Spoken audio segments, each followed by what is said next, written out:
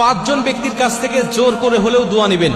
এই পাঁচজন ব্যক্তির সাথে যখন সাক্ষাৎ হয়ে যাবে আপনি তাদের কাছ থেকে দোয়া নিতে কখনোই ভুলবেন না। প্রয়োজনে কিছু হাদিয়া দিবেন, তাও দোয়া নেবেন।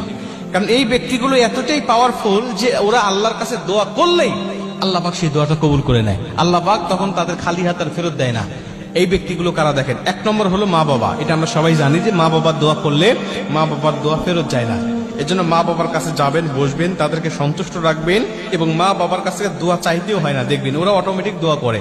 মা বাবা সন্তানের জন্য অটোমেটিক দোয়া করে যদি সন্তানের প্রতি সে সন্তুষ্ট থাকে। এজন্য মা বাবার কাছ থেকে দোয়া নেবেন, প্রয়োজনে তাদের কাছ থেকে চেয়ে চেয়ে দোয়া নেবেন।